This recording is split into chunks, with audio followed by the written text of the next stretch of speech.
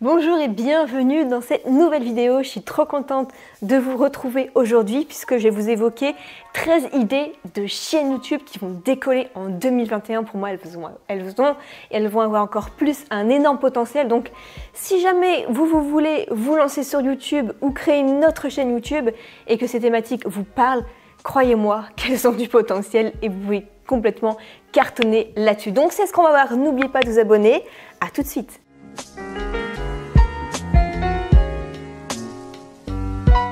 Alors je vais essayer à chaque fois de vous trouver des exemples de chaînes YouTube, notamment aux États-Unis parce qu'ils ont souvent de l'avance sur nous, mais pas forcément. Je vais essayer de trouver des exemples français qui cartonnent et au niveau des statistiques où ça évolue plutôt bien. Donc la première idée de chaîne YouTube, c'est tout simplement sur le minimalisme.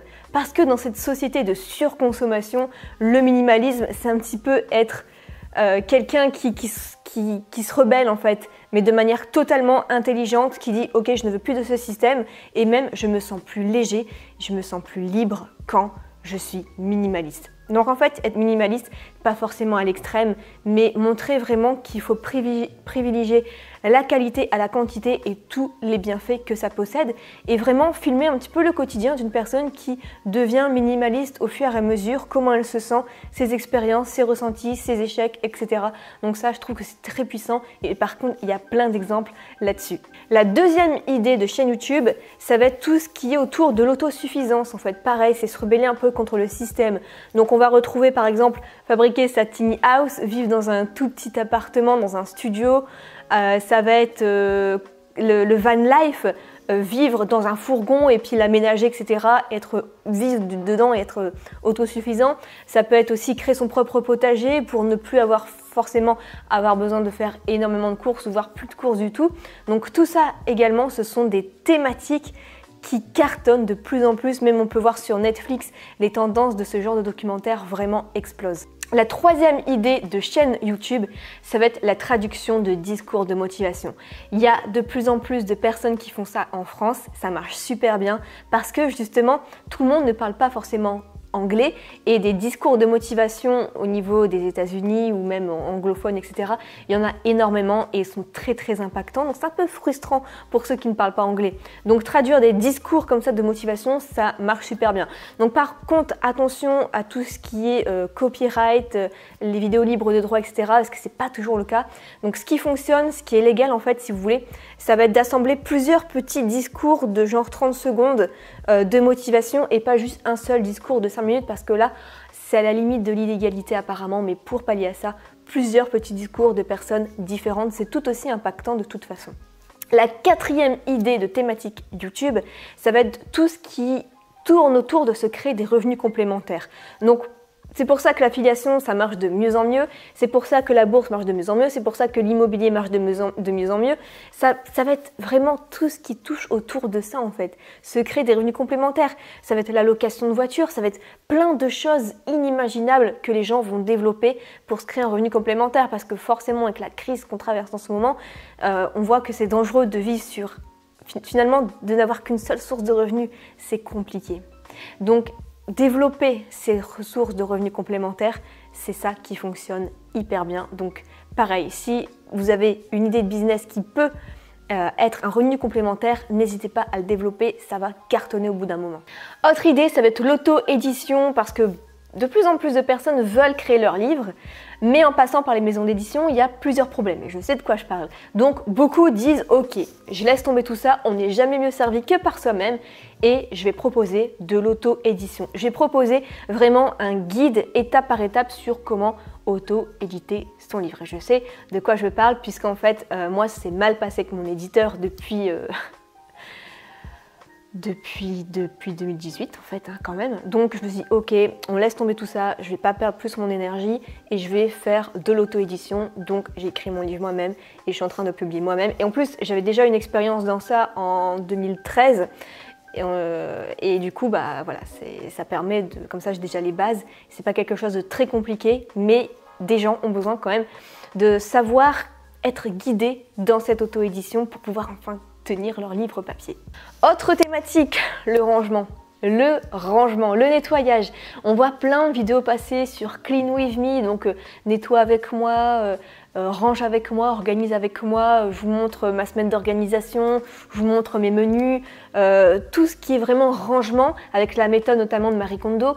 C'est quelque chose que les gens recherchent de plus en plus, j'ai l'impression. Je sais pas, ils ont besoin peut-être mettre de l'ordre, d'avoir une organisation, d'avoir une maison toujours bien rangée, toujours propre.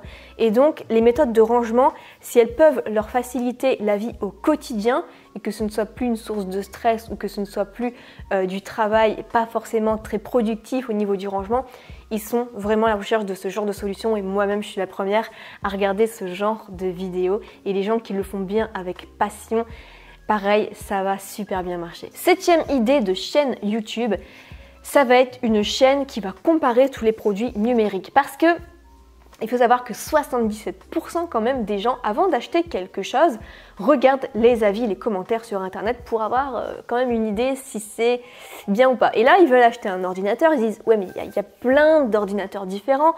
J'ai acheté il n'y a pas longtemps un Mac Air, je me suis dit c'est compliqué quand même de savoir, j'ai besoin d'avis d'experts, on recherche sur internet 1, 2, 3, 4, 5 sites, 1, 2, 3, 4, 5, 6 vidéos YouTube, donc on a besoin d'avoir des avis. Et moi ce qui m'a fait décider à acheter le Mac Air, ça a été un avis d'une personne qui a fait une vidéo sur YouTube qui combinait en fait Mac Air 2020 avec Final Cut Pro et voir si ça buguait ou pas.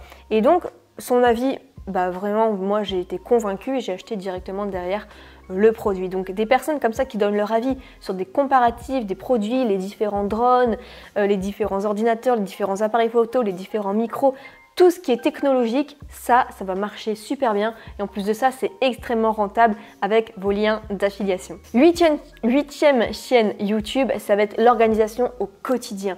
Ça va être l'organisation sur comment on prépare une semaine de repas à l'avance, ça va être comment on s'organise avec les enfants, ça va être comment on s'organise dans son agenda, le bullet journal, le digital bullet journal, plein de trucs comme ça en fait. L'organisation, je sais pas, c'est quelque chose qui attire énormément les gens. Et d'ailleurs, j'avais créé une formation qui est toujours en ligne d'ailleurs, qui s'appelle La journée de 35 minutes. Comment faire plus en 35 minutes par jour qu'en 35 heures par semaine. Et c'était une de mes formations vraiment best-seller en fait. L'organisation, c'est quelque chose qui marche énormément. On en arrive à la 9e idée de thématique, ça va être tout ce qui va être zéro déchet, environnement, écologie. Donc ça pareil, il y a une tendance sur YouTube et c'est tant mieux, ça montre un certain mouvement, une certaine prise de conscience sur la planète, on ne veut plus gâcher. On utilise des sacs papier qu'à chaque fois on utilise pareil, etc. On va chercher des produits en vrac avec nos propres sacs en tissu.